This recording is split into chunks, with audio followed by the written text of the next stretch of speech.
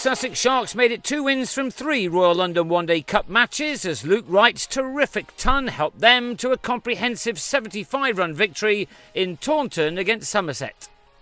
Batting first after winning the toss, the Sharks lost Luke Wells for 11 in the 6th over, playing on to Craig Overton. But that didn't concern Wright too much as he took on all comers, whether that came in the form of pace or spin.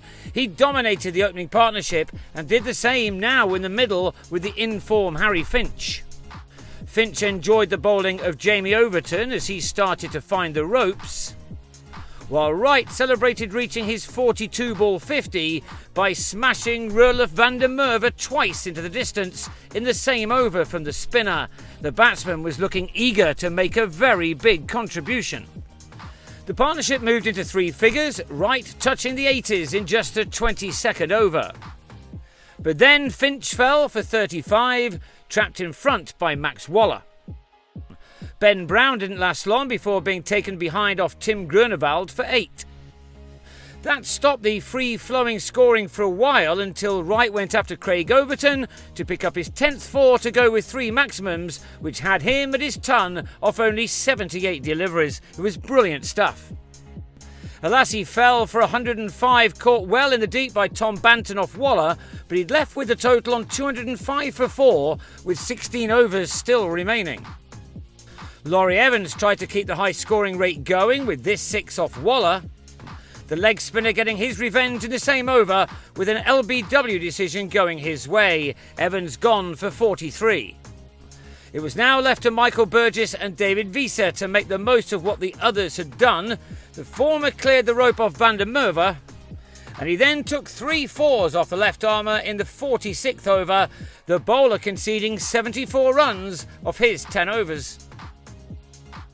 Visa smashed Groenewald for 6 to bring up the 300 with 3 overs remaining, and he repeated the dose off Craig Overton before getting to an exhilarating 50 off only 34 deliveries. Burgess's own half-century occupied 40. He reached his in the same Craig Overton over. It was a fantastic finale. Burgess fell in the last over, his 56 including 5 4s and a 6 and occupying 44 balls.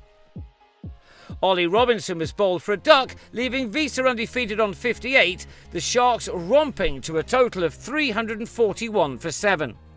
Robinson then began as ever with an early wicket, Johan Myburg held by Evans for 9 in the 3rd over of the reply.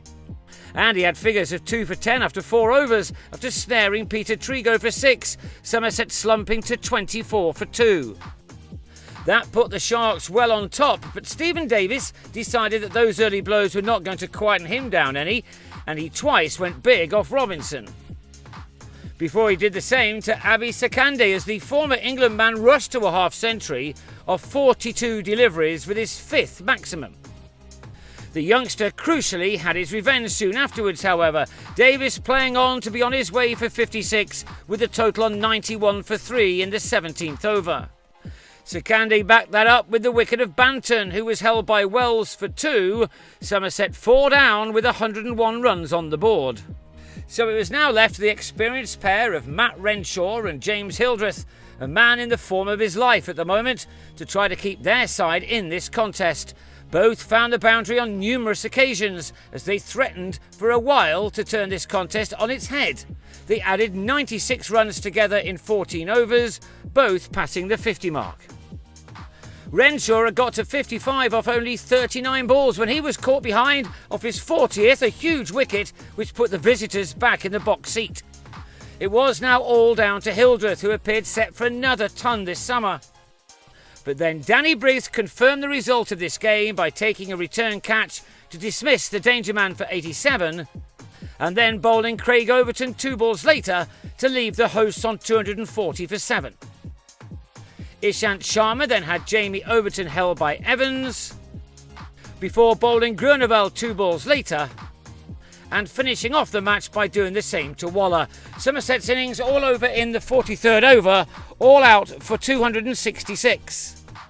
That gave the Sharks a victory by 75 runs. It was Somerset's first defeat in any form this summer, which will send a message out to Sussex's next opponents, who are Middlesex, who they meet at Hove on Friday.